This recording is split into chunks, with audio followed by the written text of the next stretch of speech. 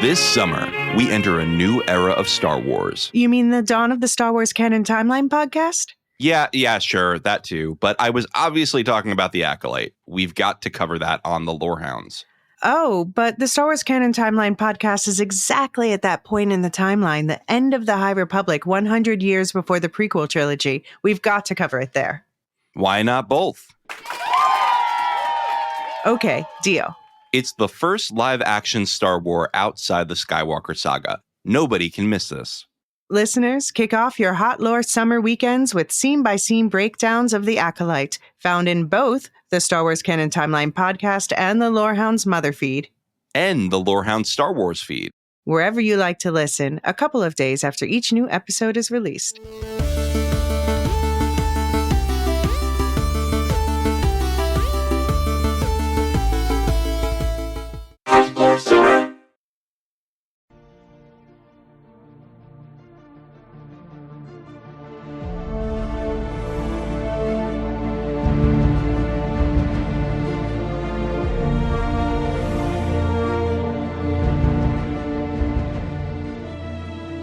Welcome to the Radioactive Ramblings podcast, your guides to the dangerous endeavor of fighting Vought. I'm Aaron. I'm Chase, one of your hosts and guides to this season of The Boys. And I'm your other host, Richard. Today we're actually joined by a special guest, John, from our parent podcast, The Lorehounds. Welcome, John. Oh, thank you. If you check the chat, I've linked a zip drive with all of the evidence from Red River. Nice little Gen V reference to get us started off here. Oh, I was referring to events in this episode, actually. Oh, yeah. That's right. Yeah. They were holding back nothing in these first 3 episodes. Oh my god, it was fucking insane. Yeah. Chase, what are we going to be covering today? Today we're going to be covering episodes 1 through 3 of The Boys Season 4. This season is already packed with gore, wild superpowers, and everything else we've come to expect from this show.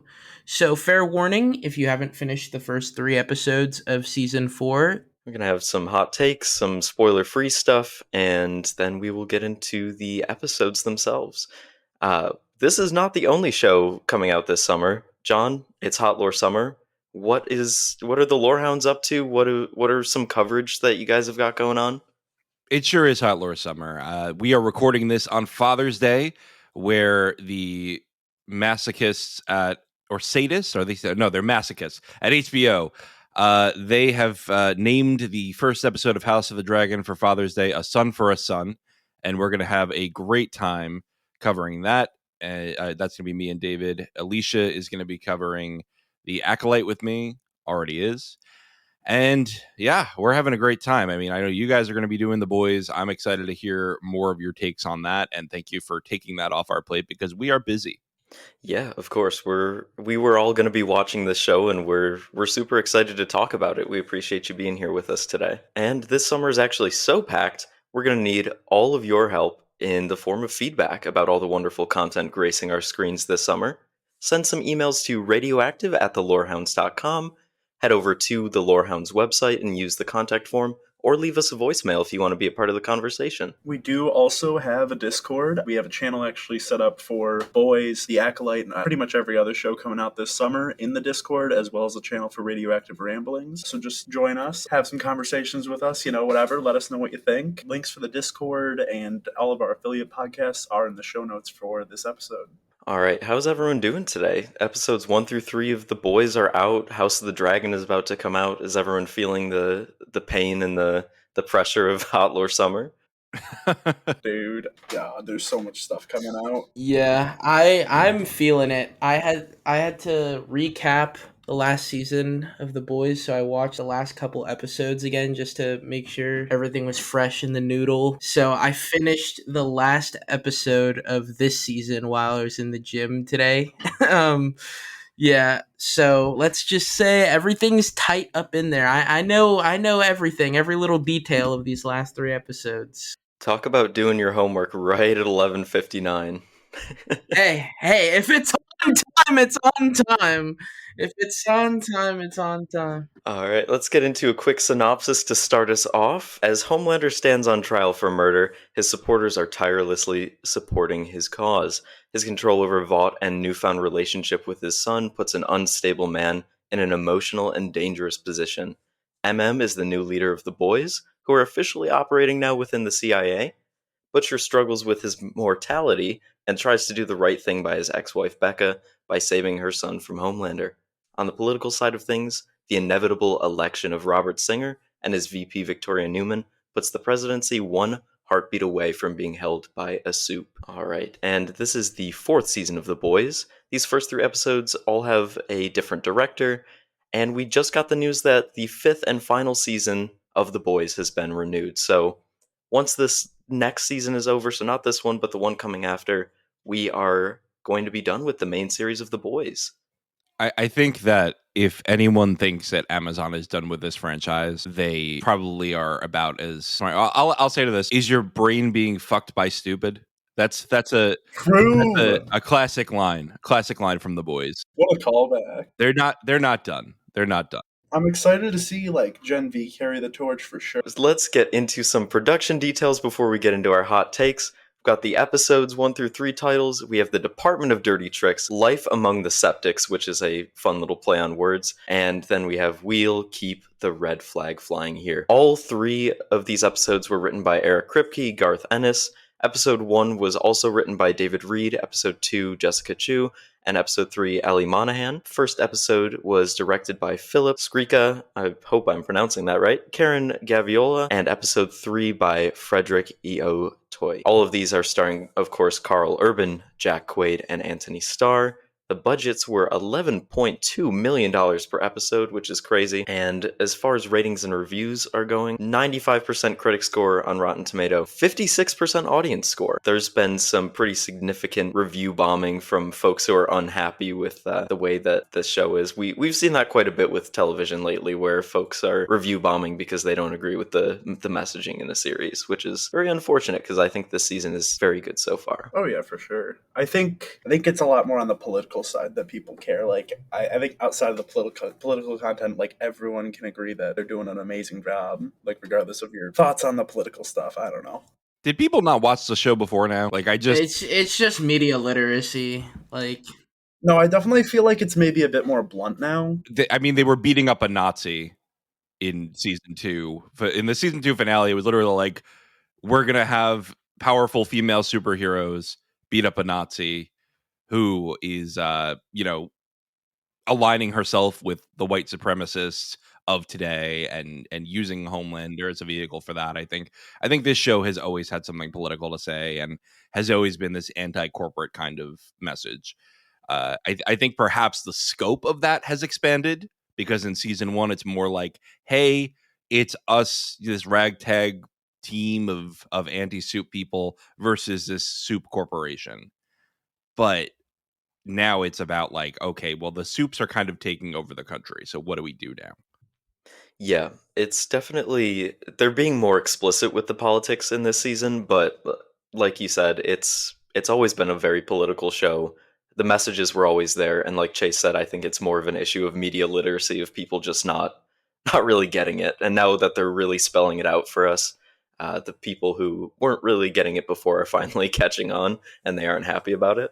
So yeah, I mean, just to go back to John's point a little bit about the beating up the Nazi. I mean, like, with the introduction of Stormfront, I don't even understand how people can't understand what this show is. Like, and let's get into some of our personal histories with this franchise. John, do you want to start us off with your personal history with the Boys? Oh boy.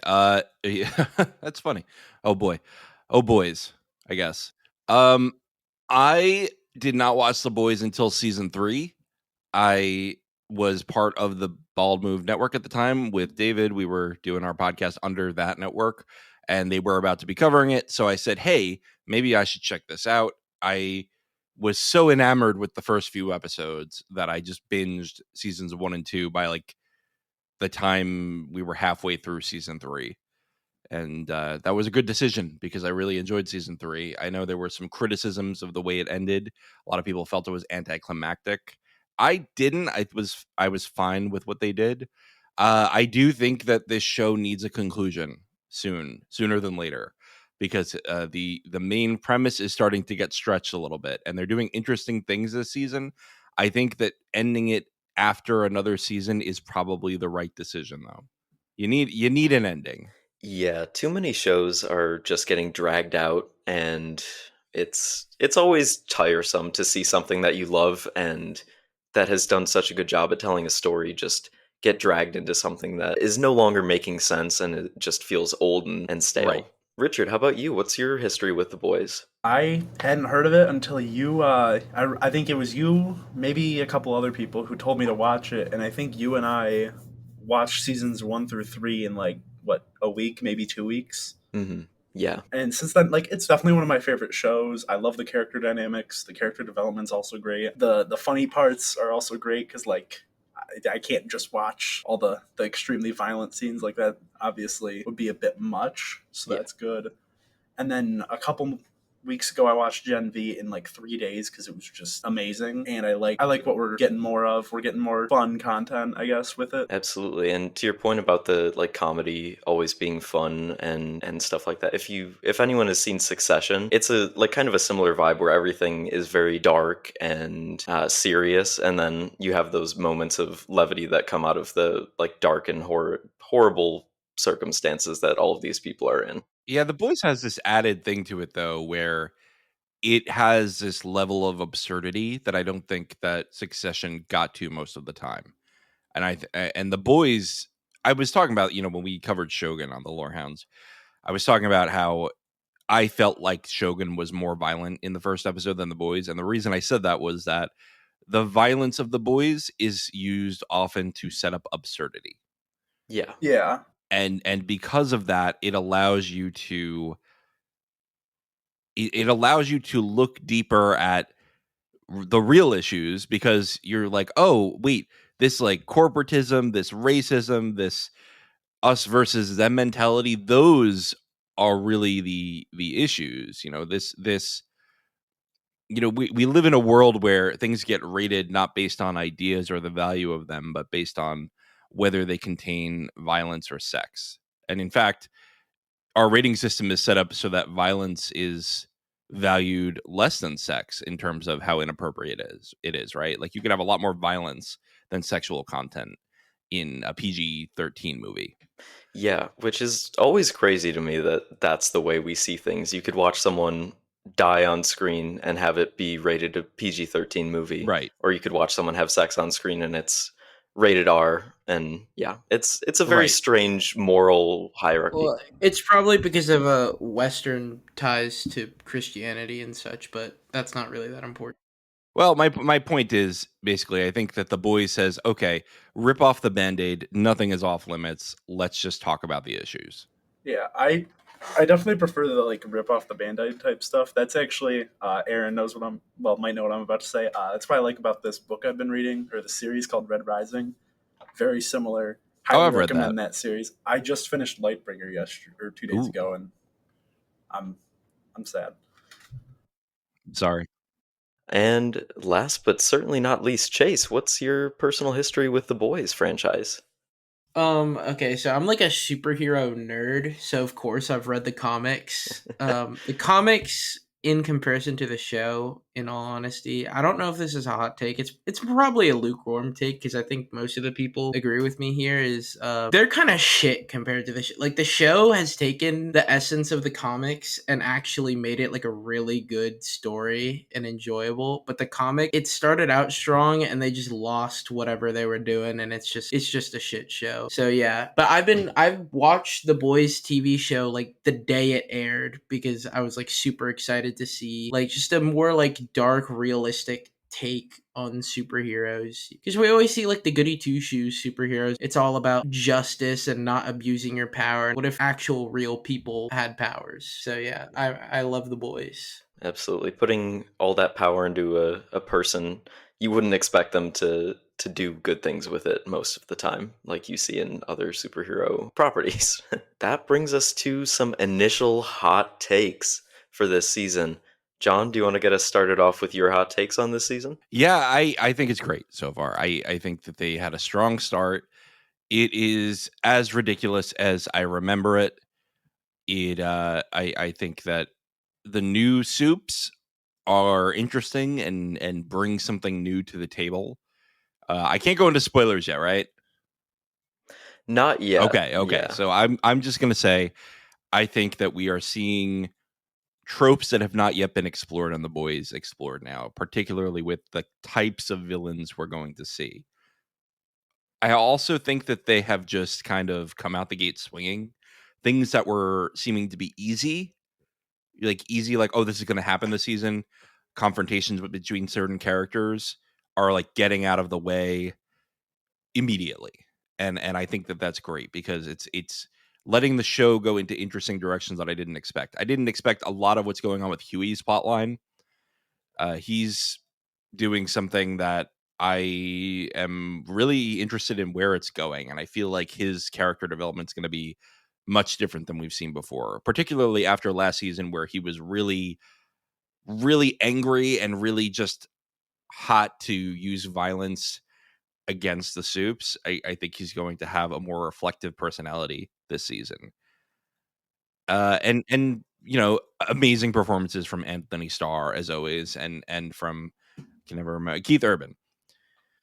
Urbane? Yeah. Urbane? I think Whatever. Urban. The Billy I believe Butcher. so. Billy Butcher. Yes. Amazing personalities. I'm also loving having the Kessler actor in, I cannot remember his name, but Supernatural. I used to watch that all the time. He was great on that.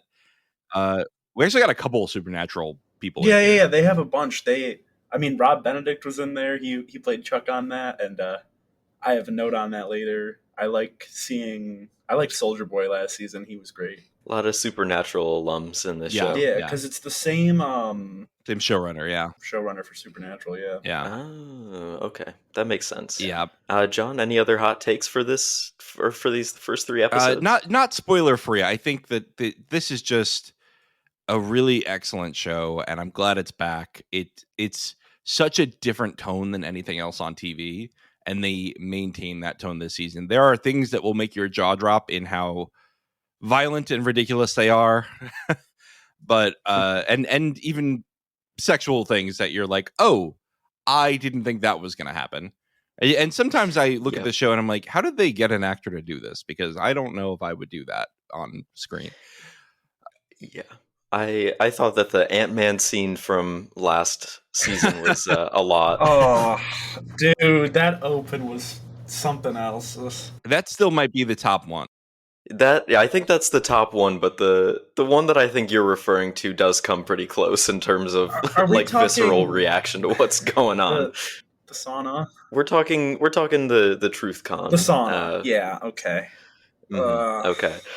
We don't want to spoil this, but yeah. So yeah. I guess I can say a little bit about my hot takes. Can I just add one more thing before we move on? This is a universe between Gen V and The Boys that we've already had 2 penises explode. Yeah, we have. Why? And we had Love Sausage. Because penis explosion is awesome. That's why. All right. Now that's a hot take for the ages. Now I'm done. I promise. Yeah. All right. So I think that this season is really turning the real life comparisons up to 11. It feels like the writers are really trying to spell out the message, which we talked a little bit about this before, especially for the audience who seemed to believe that Homelander was the hero, which was a lot of people online, surprisingly. And one of my hot takes is that maybe I think they're being a little bit too blatant and explicit with the messaging. I think they could possibly, I don't know, maybe tone it back just a little bit, but then again, some folks aren't really getting it, so maybe they felt the need to. Once again, Jack Quaid is killing it as Huey. I won't spoil it here, but he's got some really emotional scenes early on this season that are fantastic. Feels like I'm watching a real person go through something and not just this fictional character having a rough time. Homelander feels more dangerous, but slightly more hinged, not as unhinged as he was last season, which I don't know if that's something anyone would agree with me on. I'm on the other side of that. I think he became more I unhinged. see. All right. Well, we can I don't know. I just wanted to say one thing. I think he feels like same home. I think he honestly, now that I think about it a little bit more, I might be with Richard here. He's going a little nutso. Yeah, I'll go into my reasons like later, obviously once we get to the spoiler section, but that's all I can say right now. Yeah. And my final hot take, I hate Shaven. Yes. I can't look at him without thinking that something is missing from from Yeah. without the beard. It's really throwing me off every time I look at that character and he doesn't have the beard. Yeah, and he lost a lot of weight too. He did. Yes, that's very true. Richard, do you want to get into some of your hot takes? Yeah, I think like you said earlier, the real life comparisons are insane, and I just don't get how people see Homelander as a hero. He literally murdered a guy last season in broad daylight for throwing an empty bottle, an empty plastic bottle, so not even a glass bottle. Like no danger, just lasered a guy's face. Yeah, that was insane. Well, that was self-defense, Oh, obviously. that was self-defense. Shut the fuck up. No. And the message, again, like you said, I'm kind of disagreeing with most of your points, except for the Homelander thing. I do think it's definitely more blunt with how they portray the message, and I think that they're pivoting so that people can kind of understand it better. You know, some of the fans who didn't understand that Homelander's bad and stuff like that. I feel like they're just trying to make it easier to digest for people with less media literacy skills. Starlight, I will say, I'm not as big of a fan this time around. I liked her in the last. You're not a three Starlighter? seasons. I am not this season, although I think, based on the mid episode 3, I think I'm starting to like her more now again. But again, can't go into that. And my last hot take is fuck shaving. Give him his beard back. Take away that man's razor. Exactly. Okay, I wasn't gonna start with this hot take, but I have to defend my man I think he looks better with the beard, but I think the no beard makes sense for his new role in the group this season. I can understand that. Yeah, since he's Like, kind of taking over and being the point person the leadership for the group role, that he's got to Yeah. have important meetings. He's got to be clean shaven. My guy works for the CIA now. That's a good point. That's a good point. That is, And you can look that good too with Manscaped. No, I'm Yeah. When wish are we we were getting our sponsored. Manscaped sponsor? Yeah. don't worry, I've been sending 12 emails a day. I agree that the show is being quite over the top and in your face with the references, but I mean, that's kind of what The Boys is, though, being over the top. That's what makes The Boys The Boys. But at the same time, I think if you actually go and watch the people and the things they're referencing in real life, you kind of realize their references are fairly on point. People do just act like that in real life.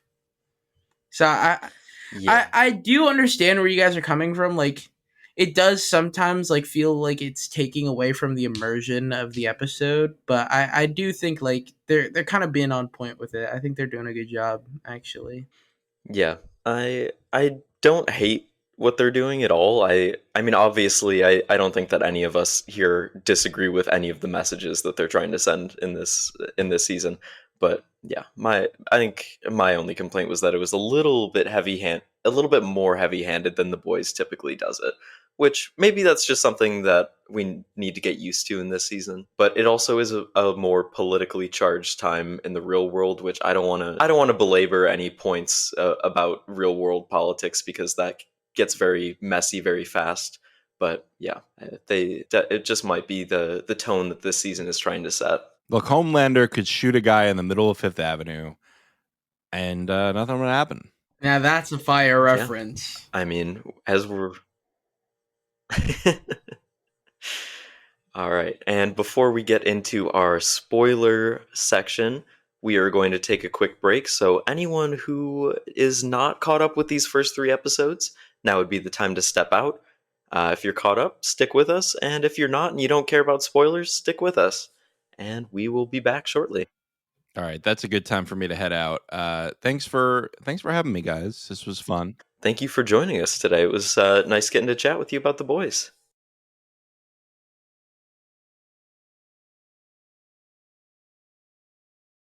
And we are back from the break. Let's get into our spoiler discussion of episodes 1 through 3 of The Boys.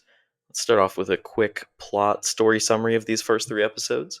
In episode 1, after Butcher misses the opportunity to kill Homelander and what Victoria Newman has now become, he's trying to get Ryan back on his side, correct these mistakes, and it's just a real nasty time for everyone within The Boys, everyone who's been a part of The Boys. They're all really going through it. And episode 2, I got this one directly from the IMDb page, and I didn't feel the need to change it because I thought it was hilarious. I think it's perfect. Did you know that globalists put chemicals in our food that make us gay? Dakota Bob is a demon from hell and the moon isn't real? Find out what they want to keep from us at #TruthCon. I'll actually have a booth running myself. We'll see about that. And yeah, I no notes on that episode description. Episode 3, at the rally, Homelander brings out the remaining members of the Seven, A-Train, Black Noir 2, and the Deep, as well as its official 2 new members, Sister Sage and Firecracker.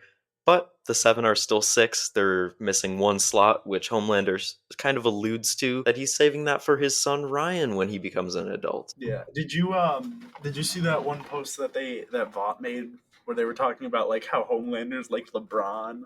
Yes. But then he compares himself to God and he's like, yeah, God sent Jesus, but he didn't step down. I did in fact see that one, and it is absolutely crazy. The marketing team for The Boys goes crazy. It really does.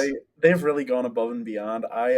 Yesterday my Fire Stick was fucking up, so I was watching episode 3 on my iPad, and I accidentally clicked like a link in the episode description, and it actually took me to a Vought website. Like it's cool that they actually have stuff like that, you know? That's crazy. And do we want to talk a little bit about some of these characters and where they're at in the series so far? Yeah, we can start off with Homelander. Richard, do you want to tell us what you think is up with Homelander this season?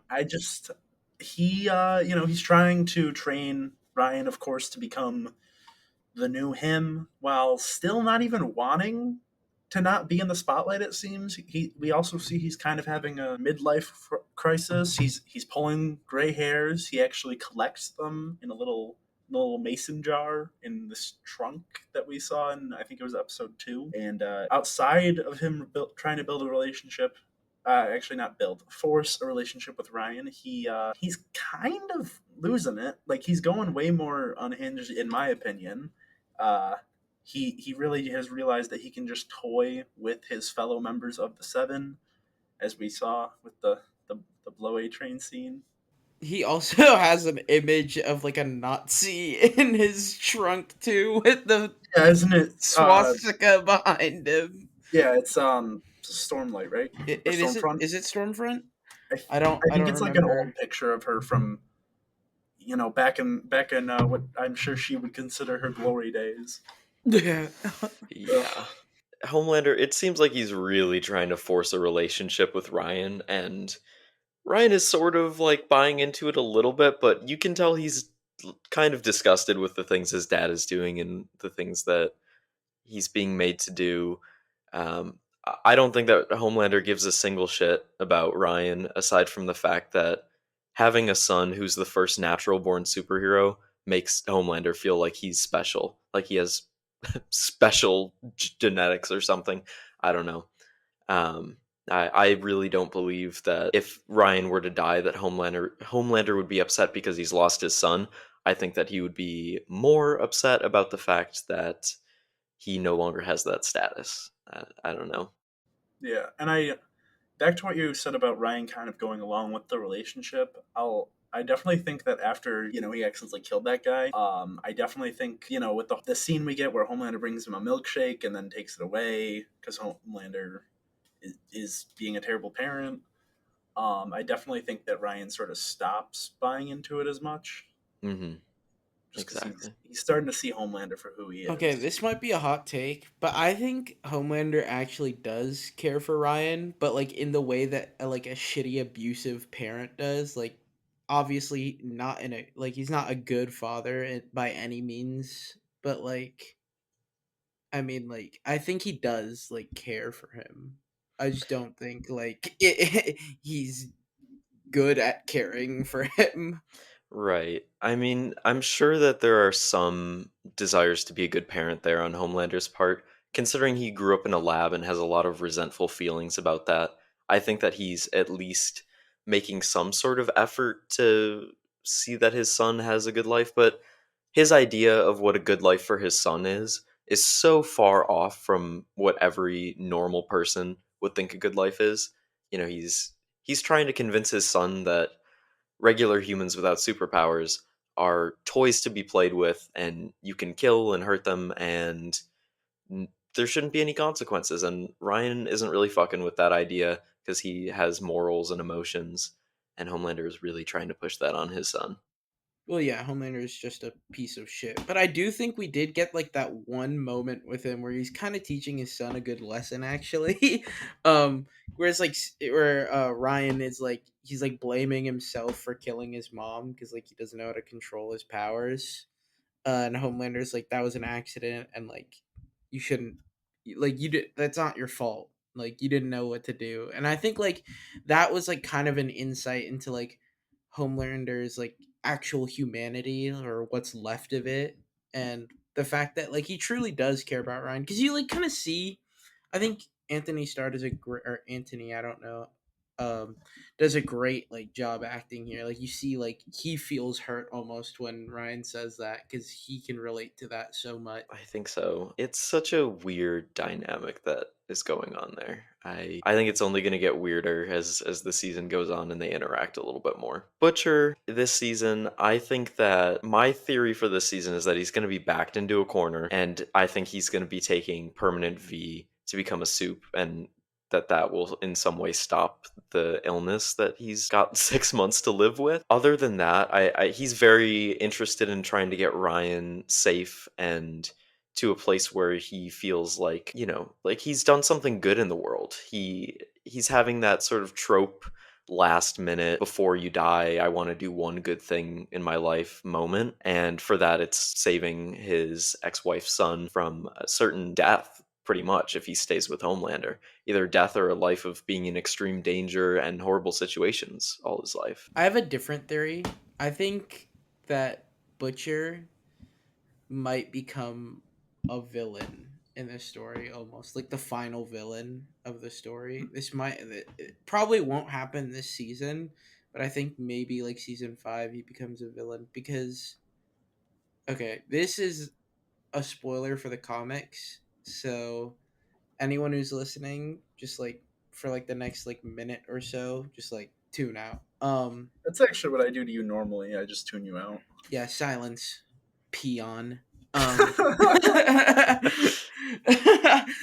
In the comics, Butcher, like I remember, like the rest of the boys basically band together to stop him from doing like a plan that was gonna kill all the soups in the world. So like I think it's like 200,000 people or something like that. Oh. Yeah. So yeah, I don't. I hope they don't go down that route that with like that as a thing. But I mean, like to see Butcher become the villain, honestly, would be interesting. I mean, like I feel like when I was watching season 1, I kind of got that like inkling from him. He would end up being on the opposite side of Huey at one point. I don't know. Yeah, I mean, especially now that they've got everything set up for that to be the case, and the ending that you're talking about, where Butcher wants to take out every suit, they've set up the whole virus thing that's being cooked up at Godolkin from Gen V, and Butcher knows about it. He wants his hands on it, so I think that that's a very plausible direction that this next season could go in. Obviously, with Ryan, he's not going to do that. I mean, we see Yeah. he stops fucking super what is his name, Soldier Boy, from literally his complete end goal of anything. He just wants to kill Homelander. Like that's he would give up anything for that until we Except realize for that Ryan. yeah, exactly, except for Ryan. And we're like we're seeing. I mean, Ryan's a suit, so I actually, obviously, I don't think he's gonna release that virus on the populace. yeah, I kind of not forgot about the virus, but it was kind of just in the back of my mind. I think even if he did release the virus, who's to say that Ryan being, the first natural born soup, who's to say that's not going to make him immune or at least more resistant to the effects of the virus? Maybe he wouldn't die from it. I mean, who I knows? have no clue, Yeah, but at the same time, I would assume it's kind of just gonna like it would work on him just because we see that we've learned that Homelander, he's not natural born, right? But like he's as close as you can get, like made right. with an egg and a sperm, like in a test tube. I mean, we have people real life this like right now living like who are born that way. So like unless they're gonna do some crazy like his like overly human genetics are like able to fight it off or some crap Yeah. like that. I mean, like I would have to assume that it would just kill him. I was thinking Yeah. more in terms of like, since he never technically got a dose of Compound V, like maybe it's a chemical that his body produces naturally somehow. But then again, I don't know. I'm not smart enough to even figure that out. That's interesting. I don't know how the compound V actually works because I always theorized it was like a vaccine. So like it's in your body and then it like permanently alters or not permanently. I mean vaccines somewhat permanently. It alters you permanently. Let's just say that. Yeah. Yeah. And like it's not like or I guess yeah, like it's out of your system after that. But like I guess not, right? Considering that if Soldier Boy's like power is to like fucking eviscerate V from people and then it literally takes their powers away, I guess it's circulating through you at all times. Right. Mm-hmm. Yeah. I think that a interesting thing that they could do with this that I personally hope that they go a different direction.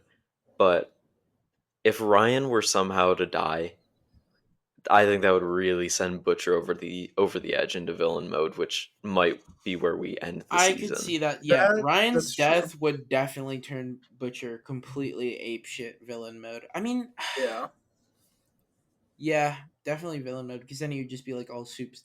He's gonna go back to all soups need to die. Yeah. I Yeah. don't see that happening though, just because it doesn't seem like that's the shape his arc is taking. Me personally, like I think that he's. I guess maybe though. I don't know. I might just be yapping. I don't know. I would not be surprised if we see Butcher like arcing into like a more like gentle person and then Ryan tries to save Butcher from Homelander and Homelander basically just accidentally kills Ryan or something like that and then Butcher goes ape shit, but I don't know. Yeah. I can totally see that. And speaking of Butcher, he only has one ally left in the world right now, it seems, and that would be Huey. Huey's trying to get him back on the boys, and Yeah, Huey is really pushing um, for him. yeah, I mean, no one else really wants him there at the beginning of this season except for Huey, and you can understand why. You know, they've had this history. They were kind of the inaugural two members of the current boys team. I know that they were a thing back with Frenchie, MM, and Butcher, like a while before we see the start of the show. But Huey and Butcher are the ones who kind of revived it together, so you can understand why he would want him there. Yeah, and not just that, like Huey not only revived it, but also like he was like the catalyst for it being revived. So it wasn't just Yeah, like I he mean he happened helped to. Butcher get translucent. Yeah, Like he basically saved Butcher from and translucent, I he think. did kill Translucent, right? He was the one that set off the bomb. Oh Yeah, he did. He had the I couldn't detonator. remember because it's been a while. Yeah, that's I was doing a rewatch recently, and it was him who set off the detonator. Okay, yeah. But yeah, the butthole bomb, Huey's right? Yep, that's the butthole what it bomb. was. And Huey's personal relationship, not only with Butcher, but with Newman is going to be causing a lot of strain for him. I really don't know if he's going to have it in him to take out Newman with how close they were. I don't know. I mean, Yeah. he literally threw a bottle of acid on her that he thought would work. So Oh, true. Yeah, I think that he thought it would incapacitate her. I don't know that he believed it would kill her. That's yeah, possible. Was that the I mean, implication? I don't know. I mean, I feel like throwing a bottle of acid on anyone is pretty With the intent to kill. Yeah, or not. Even if it's not with intent to kill, I think it's pretty like explanatory that you're willing to do great harm to them. Yeah. But You know, I think we gotta test Right. this. Chase, next time I see you, just get ready, all right? Homelander just always has the most efficient way of making everyone in the room uncomfortable. No, but it fits because he was raised in a lab. He didn't know how to act in front of people until I he mean, was yeah, in his, obviously it fits with 20s. Homelander. Doesn't mean I like it. No, of course not. Yeah. No. I think if you like Homelander, I think it's fair to say that you're psychotic. At least if you like and agree with him. If you like how well he's written as a character, that's a different story. Right. Do you guys have any other thoughts about Huey in these first 3 episodes? of like, course. yeah. What do you think about the situation with his mom? I have a theory, and I think I did send this to you, right? I also have a theory about that. Aaron, I know I sent this one Okay. to you, is that so we don't see anyone else fully one-on-one interact with Huey's mother. We don't see It's anyone a hallucination, acknowledge right? her. Yes, Yeah, that's the theory that I just saw. like with Butcher's hallucinations. Yes, and I would have added this into Butcher, but I kind of forgot about it until just now. Another thing that I saw on TikTok that someone else came up with, same theory that I saw with the Huey's mom thing, is that they think that Kessler, who's played by Jeffrey Dean Morgan, could also be a hallucination. Granted, he wouldn't have been able to give Butcher the drug, so there is that hole. So maybe it's not, but it's a possibility, I guess.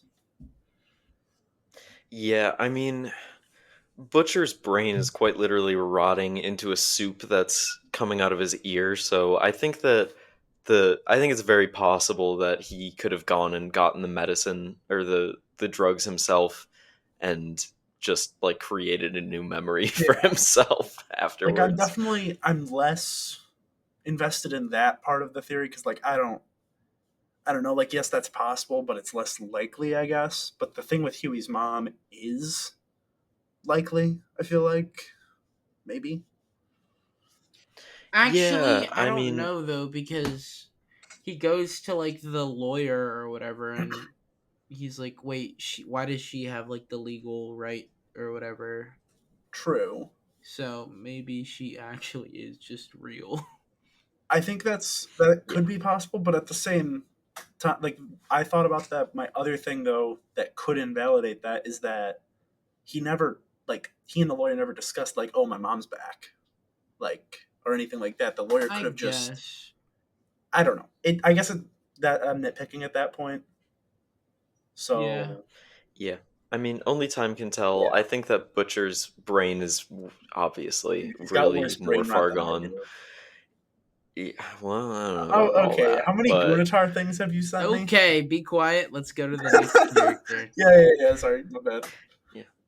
all right. So I think that Starlight in this season so far has been like she's kind of been pushed into the background, which I wasn't expecting. Maybe she'll come into the forefront a little bit more. I hope so. Yeah. But she's kind of been a little bit more of a background character this season. I want to see more of her. She's kind of the face of the public anti-Vought movement with the Starlighters.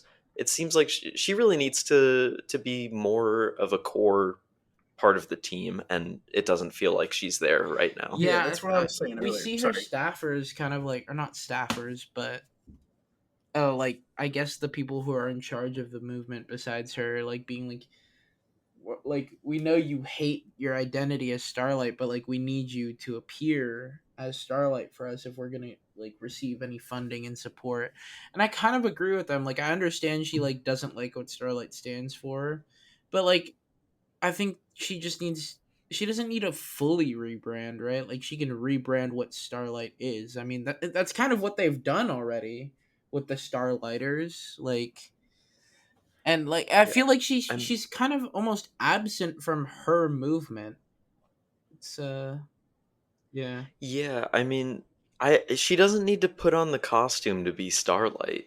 She can still be this figurehead for her movement, be present, and not have to like dress up in the superhero costume, and not have to take on that fake public persona, like fake superhero saves and everything. Which, speaking of fake superhero saves, the whole Oh, like A Train with his nephews, that was such a like crushing scene because you know that he really does care about his family, yeah. and the fact that he is estranged from them so much because of his own actions is really killing him. Yeah, so the whole like Starlight as a childhood bully, Yeah, I, that I was. didn't quite enjoy that. I was like, this doesn't make sense with I was gonna what we say, know I feel about her like we're character. introduced to her character, and she's too, like when we meet her, she's already like too goody two shoes, like to ever have been like that. I feel like, I mean, I guess people change, but like I Yeah, don't that's. know. I feel like it doesn't feel right with her character, but I mean, I guess it's gonna be interesting to see how that plays out. Yeah, I don't think that they're gonna bring her being like a childhood bully as a major plot point. I think they just needed a reason for Firecracker to hate her, Yeah, and That was easy, I don't I know. guess. It feels a little bit it does lazy feel in my forced Yeah. for opinion. sure. Yeah. Um, anyone have any last thoughts on Starlight before we move on a little bit? I mean, I really just want her to feel more present. As I said earlier in our spoiler free part, like I liked the Starlight that we were getting in the last 3 seasons. I of course would like her to Hmm. be as present, if not more, than she has been. But I don't know. I also think that like someone else, I guess, could take the spotlight in that, or could fill the role that she was in within the boys Yeah, team, at least not on the public side, obviously. I mean, I right. think we're gonna get A Train kind of being the inside guy instead of Starlight now. Yeah, that'd be cool I because think that's what they're going for. yeah, I really do like A Train's development in this show. Like him, you got in season 1, he gave that like weak ass apology about killing Robin, and then you get, Huey really stood up to him at Herogasm and was like, "You never apologized for Robin. Like, what the fuck?" And A Train Hmm. actually gives a pretty heartfelt apology, and Huey, who was like looking ready to beat the shit out of him, like he was really pissed, just kind of backs down after that. I mean, we see his immediate veto of MM's idea, but I think he'll come around. Another thing is that I do greatly love the contrast between A Train and the Deep, where they both start out as really shitty people and characters when we meet them, and they try and have their redemption arcs, but we see the Deep, it's like such a surface level redemption. Like he's doing it, but like he's putting zero effort in. He doesn't actually care about redeeming himself. He just wants to look good. And then we see A Train where he's truly realizing the weight of his mistakes and what he's done and trying to better it. And I think we kind of see that when he meets with MM, when MM steals his brother's phone and baits him out, and he's like, "Yeah, that's what you get for being good. You get killed," and then MM's like, "But you're still here." So I think we see Right. that like A Train is really, he's on the path to, I wouldn't say redemption because you can't really fully redeem yourself from what all he's done, but I think trying to make a change. Yeah. And another thing about that, about the Deep and A Train comparison, it's really bringing it back to the whole like superheroes in this universe are like the celebrities of our world, where the Deep's thing was wholly self-centered, and his redemption was revolved around his PR team, and like he just wants his public image to be good. Just like any celebrity who goes out and is like doing all this charity work because they did an awful thing and they want to try and redeem themselves in the public eye. And then you have A Train, who's just kind of doing it quietly, trying to make amends for things that he's done without it being a big media circus. And that's where the real distinction comes in for me, that A Train is trying to be a good person and the Deep doesn't give a fuck. Yeah, A-Train's Yeah. like actually doing it for him, and the Deep Mhm. is doing it for the masses. And another thing about this season with these characters, I think that we talked a lot about Ryan already, but I mean, the way that they're setting him up to be this close to flipping over to the side of the boys this early on in the season, it kind of makes me think that either he won't or he's going to die, like we kind of talked about earlier. I just don't see him coming over to the good side and being an asset for them this early on. Yeah, I think it's definitely going to be a drawn out process for sure. But I mean, we see Ryan is a good person. Like, Yeah. he's obviously being manipulated, and I mean, you can't blame him. He's a kid who's never had a normal life. He grew up in a facility, and his mom tried to make it as normal as possible, but you can only go so far being watched over by Homelander. like, Yeah. Mhm. so yeah, I think Ryan is definitely gonna come over to the side of justice and righteousness, but I mean, we kind of already see he's so on the edge about Homelander already in like the third episode, I want to say, when he's at Butcher's house. Yeah. Um, I actually have a theory about this that I think that we will see Ryan flip this season, but then Kessler is gonna swoop in and fuck it all up, and then Ryan's gonna flip back. Not flip back necessarily, I guess, but not be with the boys. Yeah, I mean, we already have some conflict with Ryan starting to turn because Homelander knows that he's gone to see Butcher. He's like, I can smell fucking William Butcher on you. Why are you going there? So it's going to make things a lot harder for Ryan to flip when his father knows that he's actively going and meeting with Butcher. yeah, I mean, but I feel like that kind of also serves to make him want to flip more too, because I mean, like he obviously has a connection with Butcher. I mean, didn't he live with Butcher for a while, or not live with him, but he when he was with Grace, like obviously, and Mhm. before then too, he was with Butcher for a while.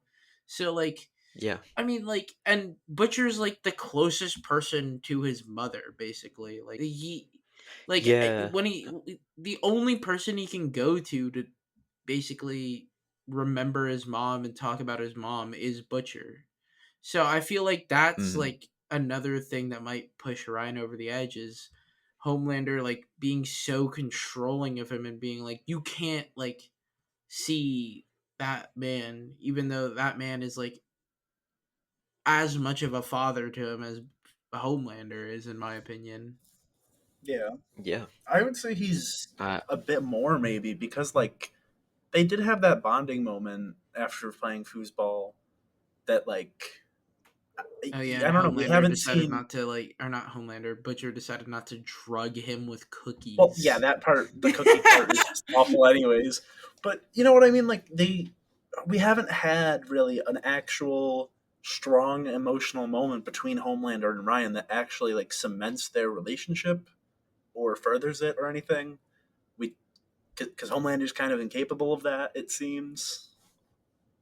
yeah. Unless I'm missing Uh, something from season 3, and I could. no, I think you're pretty spot on with that analysis.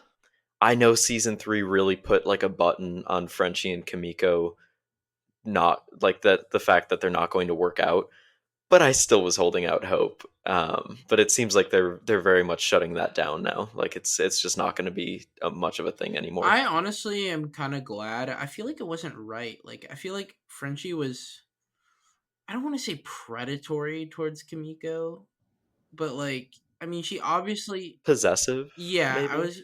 she obviously wasn't interested in him for a while. Like Frenchie was like really working at it, and she was like she just wanted to like figure her life out, you know? And Yeah. Mhm. I mean, obviously she cares for him, but like an older brother. And I think that's a better relationship for them, in all honesty. Yeah, especially working so closely together, having to rely on each other. You don't, the last thing you want in a situation where you're having to take down some of the most powerful beings on the planet is having your relationship drama get in the way of getting the job Yeah, done. imagine dating a coworker. That's crazy. Okay, Mr. I Guilty don't know over what you're here. talking about. But yeah, no, I don't care. I wanted Frenchie and Kimiko to work out. Fuck you guys. Love. They literally she literally says too that I love you and you love me too, but it's not gonna work out. Like that is crushing. Awful. And while I like the plot line of Frenchie dating the dude that whose family he murdered or helped murder, it's so fucked up. Like I Yeah. like the plot line in terms of what it can do, but I hate that. Just that's awful. Okay, unironically, I feel like the like murdering his family bit is like kind of boring to me. Because like I feel like was it last season where he dealt with all the lamplighter shit? Like it feels like the same kind of story just repackaged to me. Like I thought he Yeah. already got over his guilt thing and realized that like what happened and it actually wasn't his fault. But like now are we really just gonna have like another Frenchie being like, oh, I killed these people and like that's gonna make it so I'm out of it every single time I do a mission, and then like I mean I don't understand. I don't know. I just feel like if this definitely felt lazy to me. Like every time he like started tweaking and being like seeing the people that he killed, I was just like, are we really doing this again? Like I've if they really wanted to do this, I think they should have just included it with the lamplighter stuff. I don't know. Yeah, I can't disagree with you too much that it does feel a bit like a rehash. The whole having him back on drugs and having him, be dealing with all of this stuff, all of this guilt over killing a family. It feels like Frenchie's back at square Yeah, one it where he felt like was originally. almost character Yeah. assassination at this point because he worked so hard to Yeah. become who he was at the end of season 3, and I think I really enjoyed that character arc from him. Frenchie became one of my favorite characters for sure in The Boys that Yeah. season, and this just like I feel like we're at square one again, and I get that's kind of like that's like very reminiscent of like real life addicts, but at the same time like I don't know. We only have one more season after this, and I just feel like It feels they kind of like needed. wasted time for his Yeah, character development. exactly. I feel they could have done so much more with him. I feel, but Yeah. Yeah, they could have kept the plot line this season of Frenchie dating someone else, dating Colin, and not had it be a thing of him being guilty over murdering the family. They could have just had it be some conflict where he still has feelings for Kimiko, but he needs to move that on, yeah, that and would I have they're been think both that would be a struggling. better so plot much, line. so much more interesting is him dating Colin, and Colin's family's actually just alive, but Yeah. but Yeah. he feels guilty dating him because he also feels that he's not over Kimiko. Like that would be so much more interesting That would than like track for his them. character better too. Exactly. It'd be Instead of them just crazy. rerunning his last character arc, they're like, Yeah. "Oh, this shit was fire. Let's do it again." It'd be fire though, because it took him 3 seasons to get over it. Like fully get over it. It was fire because he killed the Lamplighter's family. Yeah. Fuck you. So Kimiko this season, I'm really happy that we're starting to see some personal developments and some like glimpses into her past because that's been a pretty big mystery for her character for the past few seasons of her just kind of having that trauma and not having dealt with it. But now we're kind of seeing her deal with that a little bit more, and I'm excited to see where it goes. Yeah, I think Kimiko's a really fun side character. She has so much to explore still, and every time we get like a little bit about her, I think it's really well placed and very interesting to watch. So I enjoy Kimiko's scenes very much. I think the therapist scene was very fun for me, but I think Yeah. Yeah. no complaints here. I have a Yeah, complaint. I want them to get together. Shut up. Sister Sage. Yeah. Sister Sage. Yeah. Ooh, yes. Yeah, Chase, what do you think about Sister Sage this I season? actually really enjoy her character. I love seeing her get annoyed at Homelander after like she tries to explain like what the plan is and like what we should be doing, and then like him just being like, "Yeah, I'm smart too. Actually, I'm actually really fucking smart." And then him fucking it up, and it's just like, "Oh my fucking god, this is actually such a perfect representation of Homelander." Like. I was gonna say the whole like hiring intelligent people to make a plan for you and then being like, I'm really intelligent too, actually, so we're gonna do my thing. It's very a very not so subtle allusion to Homelander's real life inspiration in modern politics. Yeah. It was so funny when they were interrogating that lady and she's asking her the questions, and as she's in the middle of answering, Homelander He just just- laser eyes her, and it's like, Yeah. dude, like you're not. Calm the fuck down, Yeah. bro. And then Sister Sage is like, you don't think that the next word out of her mouth would have been fucking important? Like, Like you need can to tell cool she's it. already so sick of him. No, and I like that she is standing up to him because obviously we see, Deep, A-Train, Noir 2, Ashley. No one stands up to him except for Sister Sage. I think the funny thing is though is like Homelander's like, yeah, none of you fucking losers stand up to me, like. But then when all someone of you says it, he's a idiots. bitch about No, yeah, I'm getting there. He's Yeah, like, sorry. He's like, yeah, none of you idiots are gonna stand. Like, I don't need idiots like you around me. It's like, dude, you're the one who's made it so they can't stand up to you. You literally, like, you murdered Noir. Like, Oh. they all thought Noir was like your best bud, and you fucking murdered. Like, of course they're not gonna say Yeah. shit to you, bro. Yeah. Speaking of Noir, the whole Noir 2 thing where the actor playing him, Oh yeah. it gets me every time. It is so fucking funny. Every time he's talking like, I'm getting no direction here. And they're all like, oh my god, shut the fuck up. The one thing you can't do is talk, and you're doing it. My favorite scene with him is actually not one of those, but it's Homelander gives them all the bats and he says to kill them, and he's the first one to do anything. He fucking just goes right for it, swings the bat, kills whoever instantly, right?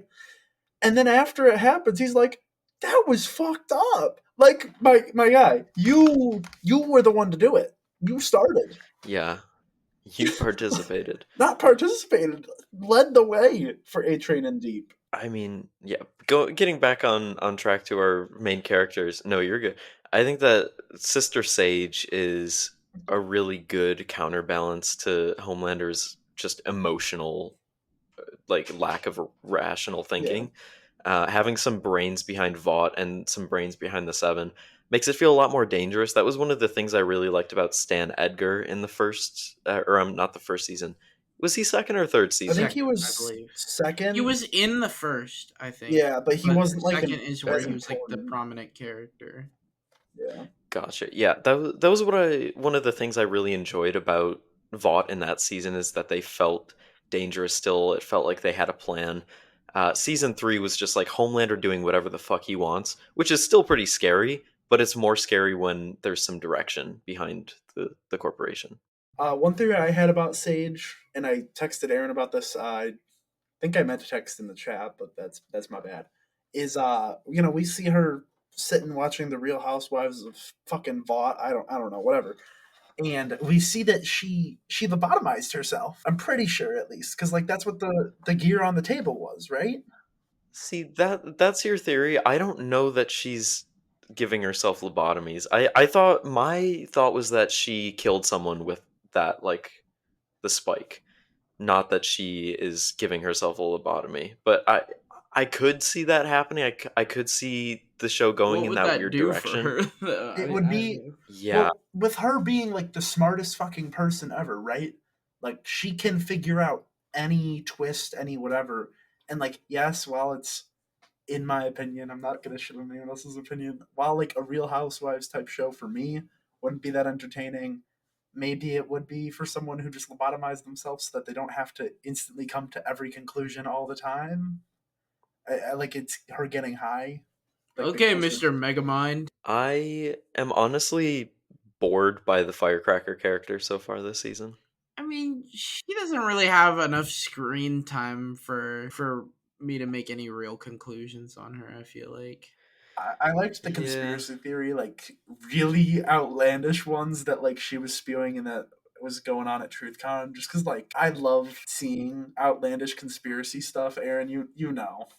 That convention, like Chase was saying earlier, it's so true to life, the things that people are willing to No, believe. right? Like, it's dude, just that I don't know. I was watching it and I was like, holy crap, this is like not that far off. Like if you go You know, and me like and- see like QAnon conventions and stuff like that, like Oh, yeah. those people are real. Like they Yeah. literally snapshotted that convention from real life, bro. Yeah. Yeah, if someone had taken a camera and been like, "Oh, they filmed this episode of The Boys at a real QAnon conspiracy theory convention," I would have been like, "Yeah, that makes sense. That tracks." Yeah, so any other like character comments or anything before we move on to some of the other things in these 3 episodes, and anything to say about character development, anything like that? I have two for like background or like not background because Ashley's not, but like the clone guy. What the fuck was going on in the sauna scene? Come on. Wait, you wouldn't do that if you could clone yourself? No. I wouldn't. Especially when one of them looks over and he has to wipe his face. It's like, oh, okay. Fine. Dude, and that was the guy who played he was in Supernatural for like like a couple episodes each season. So like I just God, that was awful. All right, then I think we can move on to some cinematography, special effects. My thoughts on this season. Somehow the blood and gore are even more like nasty looking this season. I feel like every single season they just turn up the dial even more. You think that they can't go anymore, and then they surprise you with how much they do.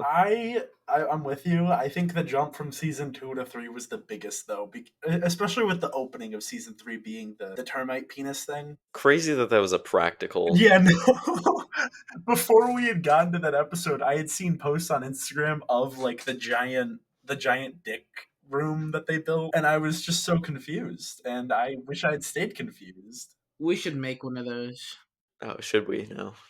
Take a nap inside, nice and dark. Okay. Good God. We haven't seen a whole lot of the superpower stuff yet this season, but everything we've seen looks just as good as the past few seasons, in my opinion. Chase, any thoughts on the special effects, any of the camera work, anything like that? I mean, I feel like this might be a hot take too, but I feel like The Boys is one of the only shows that does superpowers like realistically.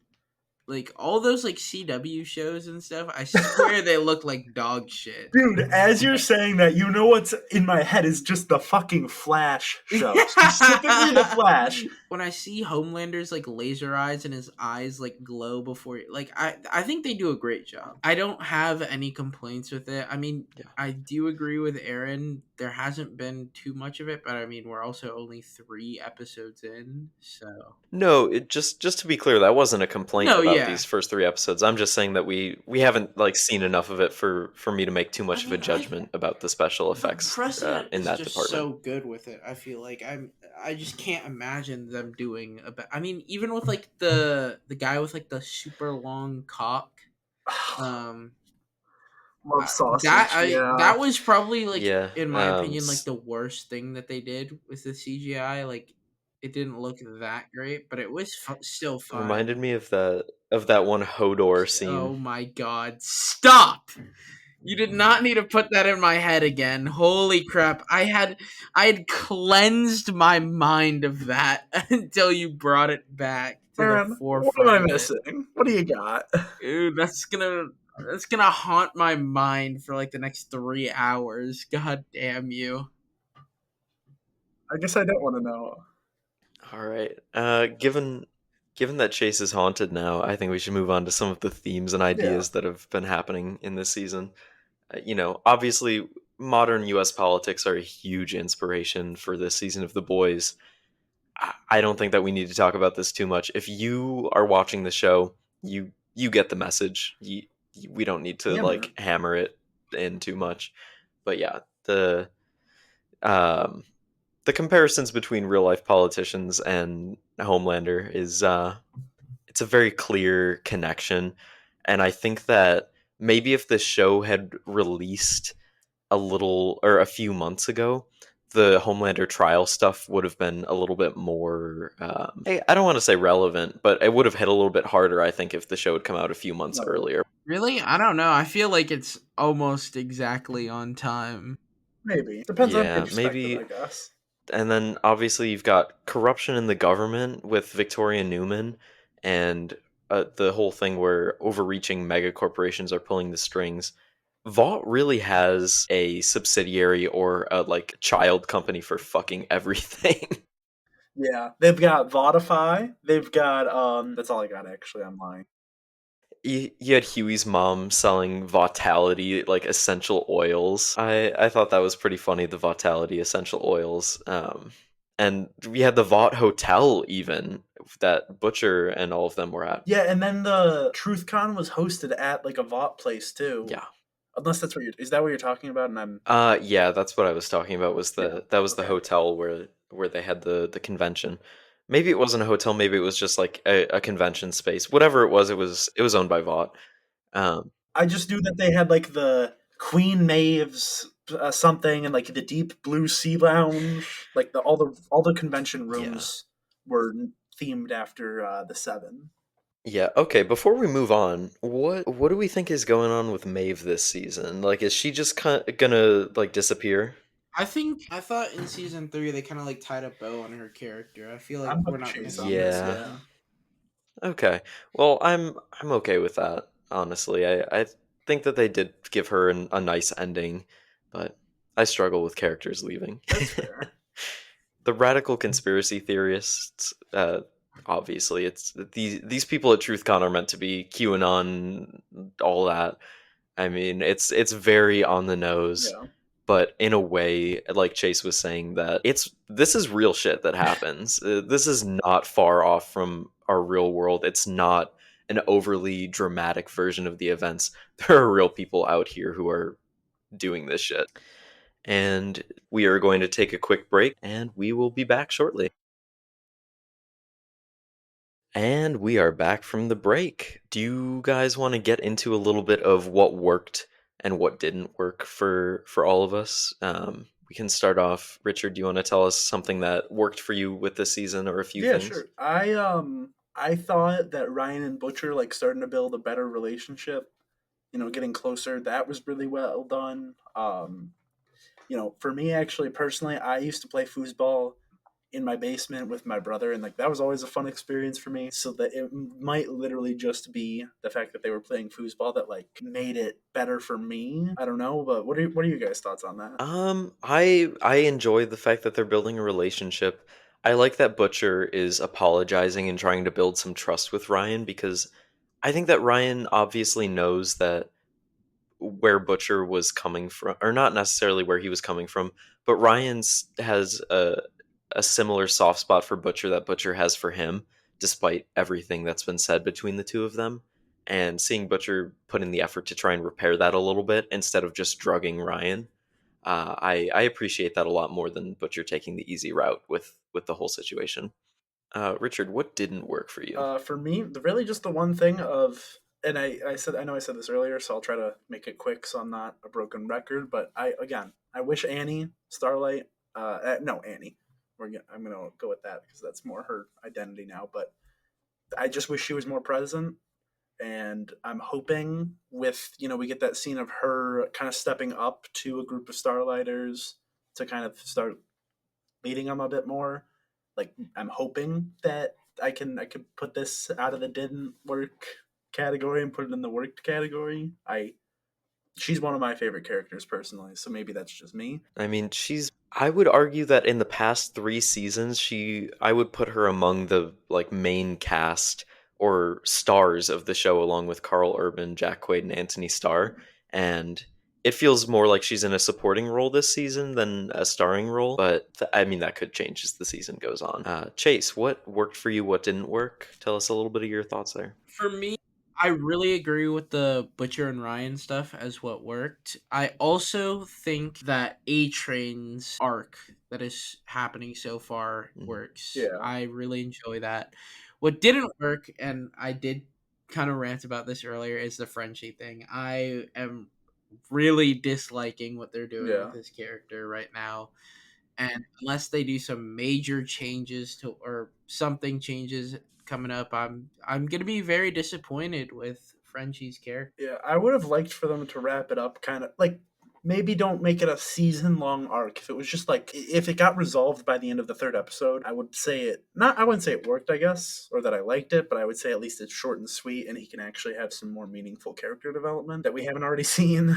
Oh, another thing also that I don't think we talked about a lot is kind of MM's character arc. We see he's trying to overcome or live with his OCD in a more manageable way. He's admitting that like I think when he talked to Atron, he's admitting that like yeah, he didn't like his daughter's stepfather or his ex-wife's new partner, but at the same time like he didn't deserve what happened to him. And I think we're seeing MM becoming, I mean, he was already, I would say, the most mature member of the boys, but I think we're seeing him like grow into more of that leader father figure character. Yeah, especially after Todd gets beaten to death and he's talking to his ex-wife Monique and he's like, "I'm sorry.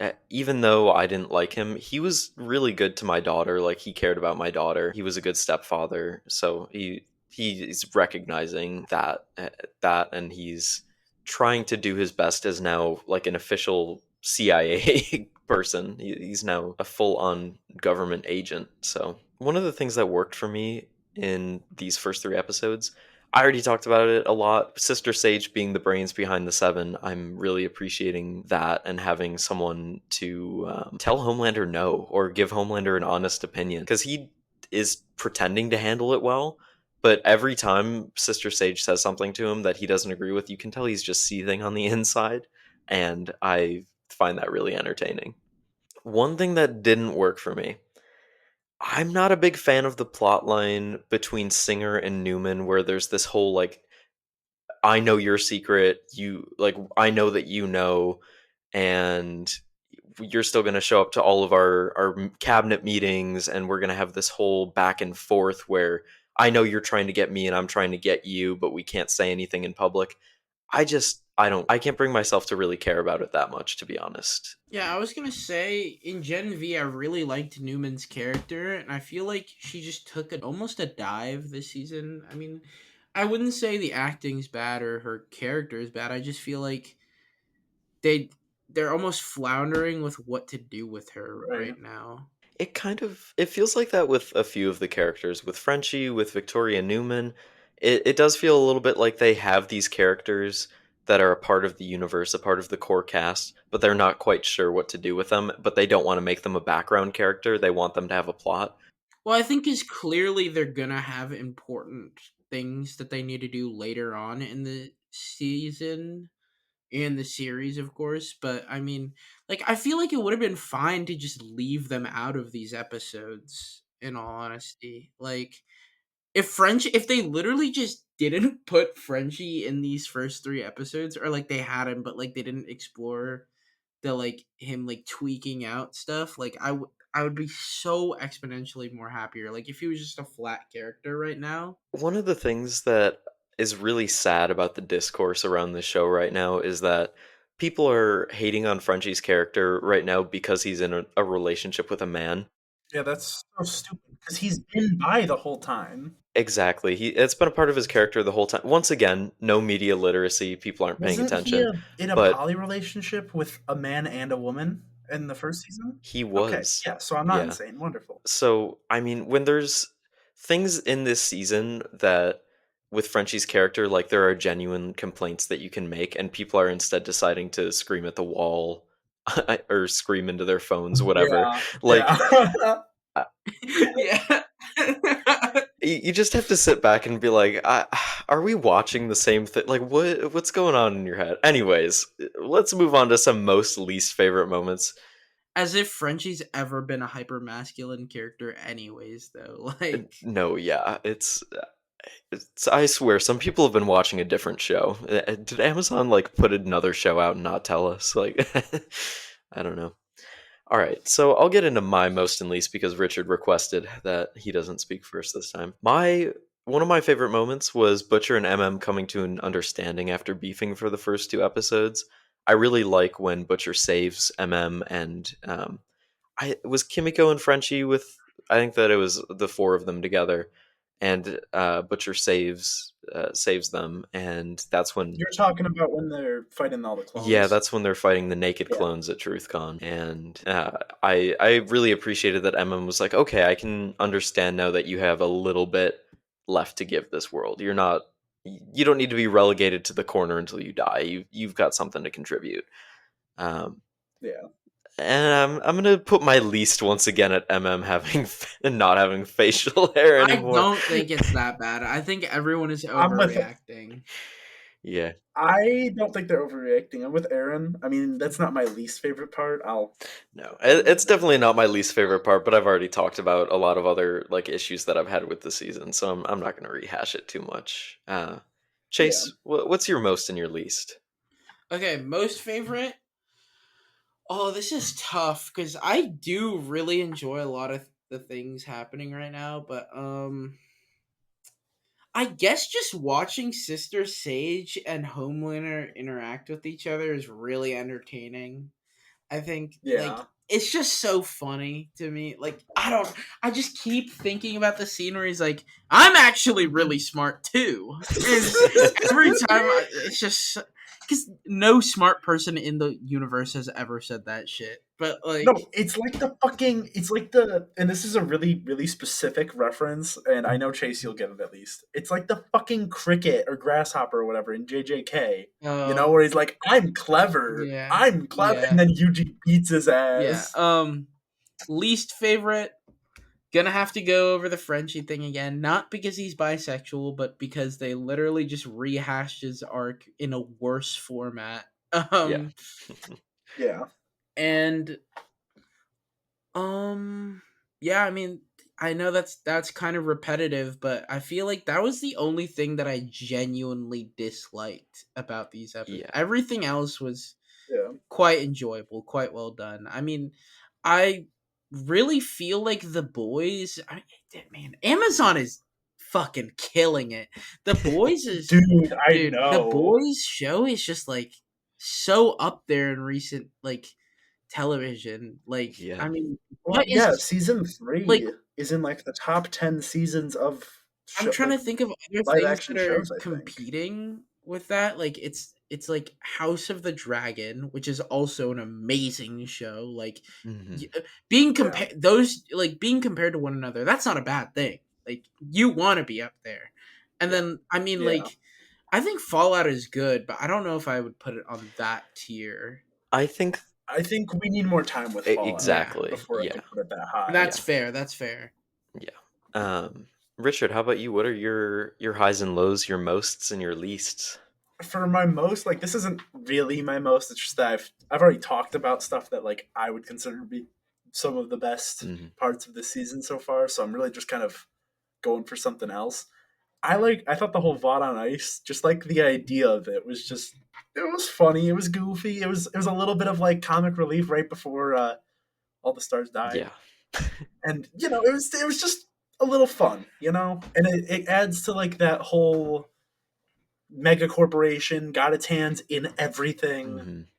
Like, will do whatever it can to make money. It reminds me of not Captain America, in Hawkeye when they had the musical of the Avengers. Oh yeah, I forgot about that. Yeah. I've forgotten most of the plot points of Hawkeye, but yeah, that was funny. I watched one episode, so I can't. I enjoyed it quite a bit, but yeah, I mean, can I say something about VOD on Ice real quick?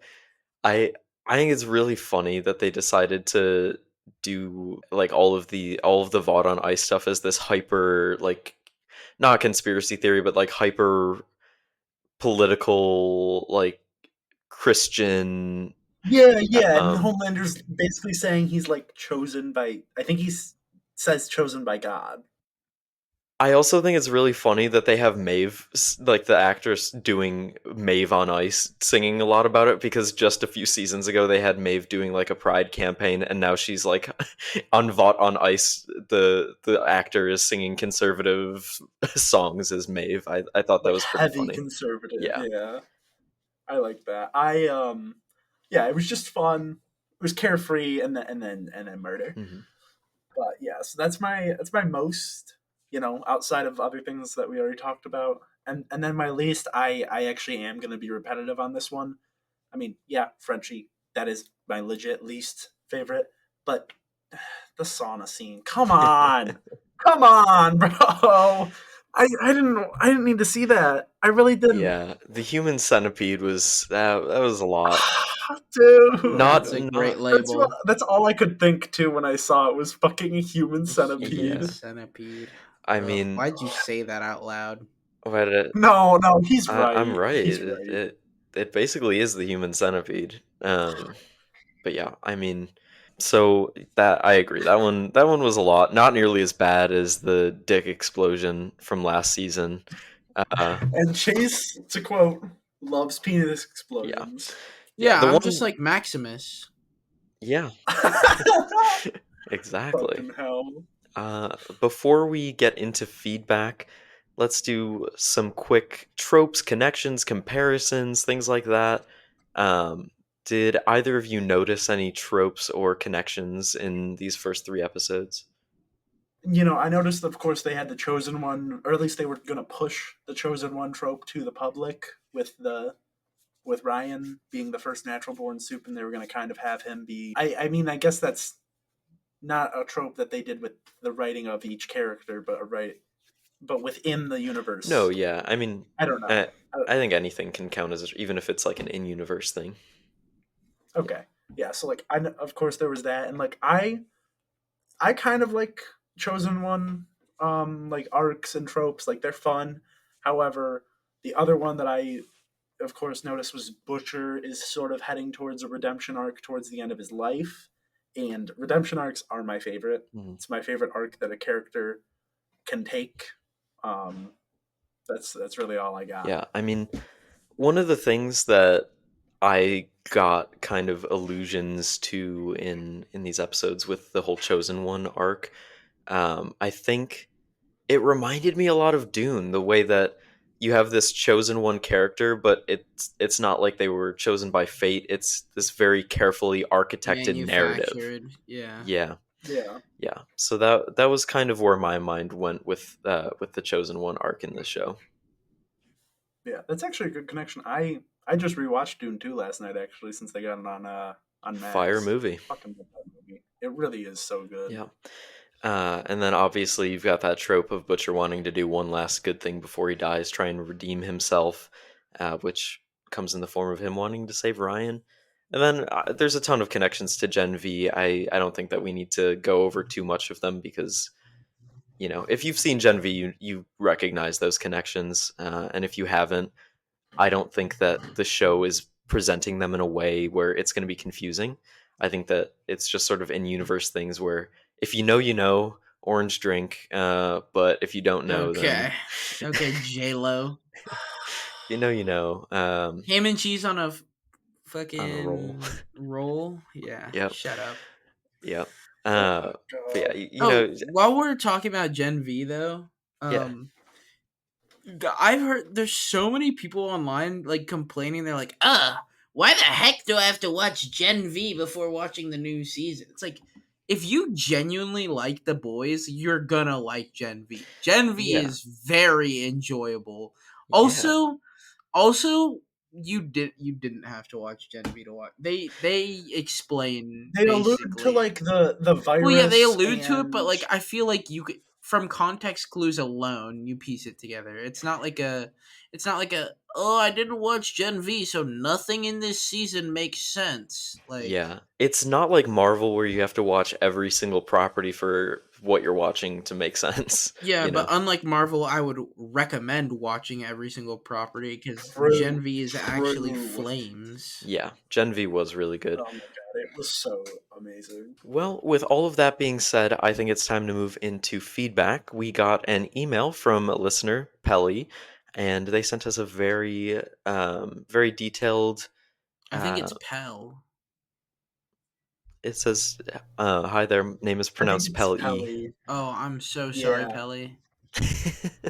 My You bad. should be. Honestly, you should send an email. Wait, I feel bad apologizing. because I would always Just flame go. you guys for not reading the outline, and then now I'm the idiot Yep. not reading the outline. Yeah, Now you're the you idiot. really should. Yeah, so we got a very nice email from Pelly with a lot of in-depth thoughts. We appreciate you guys writing in whenever you do and giving us your thoughts, especially when they're so well thought out. So without further ado, let's get into it.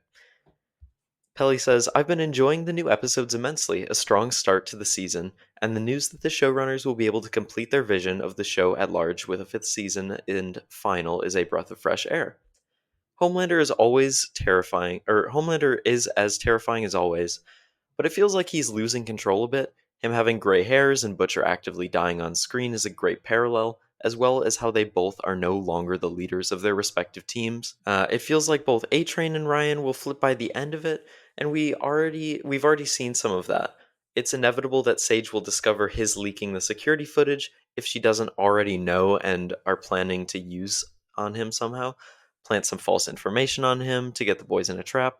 The only thing that's speaking against it is the fact that it's already been done and repeating it would be bad from a storytelling perspective. Ultimately, I would be surprised if he survives the season. There's no getting around the Trump comparisons with Homelander, and like what they're doing, it feels almost a bit too much like art imitates life. That's about the only issues I have so far, and even then, it's not because I disagree with the message they're sending. Very happy to see Frenchie being on screen bisexual. It's been obvious for a long time, but actually getting it out there is a good thing. He's not being used as a joke, it's not his entire personality, he's just a regular dude that happens to want some D from time to time. Regrettably, it's another instance of an LGBTQ person being a criminal, but it's forgiven because every other named character except for Huey's father is a criminal, LMAO. That's about it. I'm looking forward to the episode. Pelly, thank you for writing in. We really appreciate your feedback. Yeah, I mean, to go off of one of your earlier points, I think that Sister Sage probably already knows that A-Train leaked that footage and is gonna like use it to blackmail him. What do you guys think about that? I think, yeah, blackmail. I would prefer using it to blackmail him over catching him. You don't think she already knows, Chase? I don't know if she already knows. I mean, I wouldn't be surprised if she like next episode she's like, "Oh yeah, I found out already." But like at the same time, I don't know if she does. I do agree with the point that she definitely will find out though. Like Yeah, for sure. But yeah. And the thing about the Trump comparisons, it being a little too much like art imitates life. Yeah, we talked about this earlier that maybe a few of us think it's a little heavy-handed, and but it kind of depends on what. I'm trying to think of a way to say this. It depends on how they're doing it, because if they're really digging into the satire like I think they are, then I think I'll like it by the end of the season. It's just going to be like a tone adjustment for me.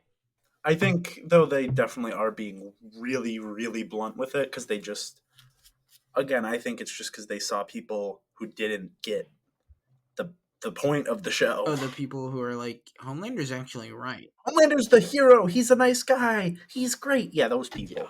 Homelander is bad, like objectively Stormfront evil. really all that bad? Oh, okay. I'm glad I haven't seen anyone like that on TikTok, whatever. I mean, if people are out here defending Homelander, I don't think that those people are too far off from wanting to. If they're defending Homelander in public, they're probably defending Stormfront in their minds. Stormfront. Yeah. I get that. It's just, to me, it seems like I can not understand how people defend Homelander, but like I can. What the fuck am I trying to say? Yeah, I don't know either. I don't know. They make it not easy, but like it's easier to defend Homelander than it is to defend someone who is a literal, in name and everything, Nazi. Like, yes, Homelander is pretty much a Nazi. I understand I that. mean, I feel like My bad. willingly being a partner of a Nazi makes you a Nazi, but Yeah. True, but like, she was doing it at the time. I lost myself. I'm done. Yeah, I mean, I sort of get what you're saying, that like Homelander is less blatantly off. I can't even say that. Never mind. I don't agree. No, he I'm is blatantly awful. I'm gonna No, disagree with you, Richard, fully. I don't know how to say what the fuck I was trying to say, and that has painted me in a very awful I'll light. cut it out. Homelander, bad. Thank God. Stormlander, Stormfront. yep, bad. They're both bad. They're both bad, so that counts. Stormlander, their ship name? Probably by the Nazi people. I remember who like Richard them. loved Yeah. that ship. Yep. Yeah, did you remember me loving Yeah. that? Did we even know each other 2 years ago? No, Captain- but I knew you. Oh, you knew Captain Gingy. Okay. SS Stormlander, captained by Gingy McRichard. Stormlander. Captained by Captain you forgot the Gingy McRichard. USS because the United Okay, States, silence. America. Let's go to Okay, the next fuck Yep. point. So My bad. the positive representation of Frenchie, on screen, he's in a relationship with a man. I think that it's I'm enjoying that plot line in the sense that I'm enjoying the representation.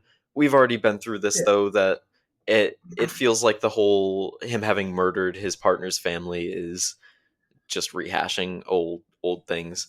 Other than that, I think there's really no way for them to get around that being a point of conflict, but I really wish that they would just pretend like that's not happening going forward. Yeah. But yeah, I do like what you said, Pelly. I'm saying that right? Yeah, Pelly.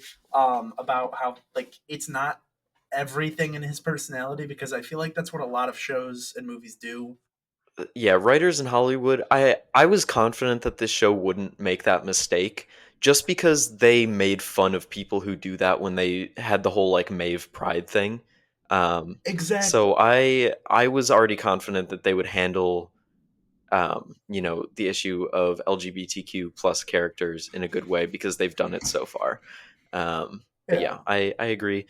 It's another instance of a gay man being either a criminal or a drug addict, but it fits within the context of the show that, like you said, every named character except for Huey's father isn't a god-awful person at heart. Yeah. So yeah, thank you so much for writing in, Pelly. We really appreciate your feedback. We hope to hear from you some more this season.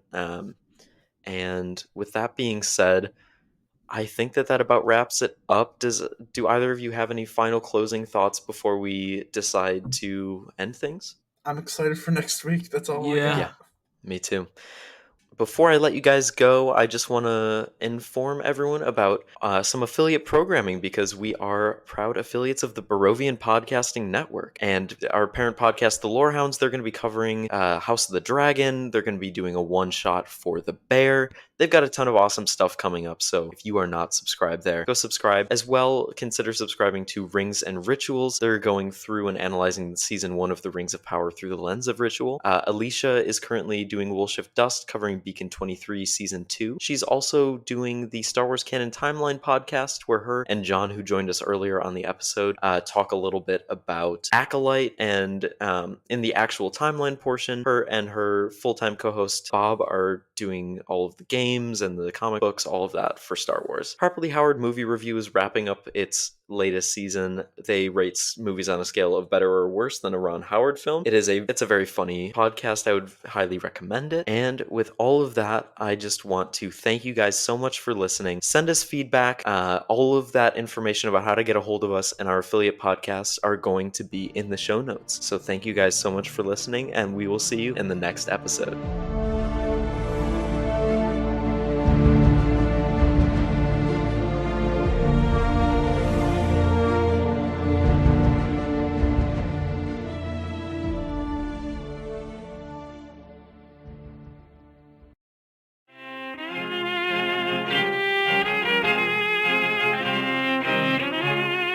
This summer, we enter a new era of Star Wars. You mean the Dawn of the Star Wars Canon Timeline podcast? Yeah, sure, that too. But I was obviously talking about The Acolyte. We've got to cover that on the Lorehounds. Oh, but the Star Wars Canon Timeline podcast is exactly at that point in the timeline, the end of the High Republic, 100 years before the prequel trilogy. We've got to cover it there. Why not both? Okay, deal. It's the first live-action Star Wars outside the Skywalker saga. Nobody can miss this. Listeners, kick off your Hot Lore summer weekends with scene-by-scene breakdowns of The Acolyte, found in both the Star Wars Canon Timeline podcast and the Lorehounds Mother feed. And the Lorehound Star Wars feed. Wherever you like to listen, a couple of days after each new episode is released.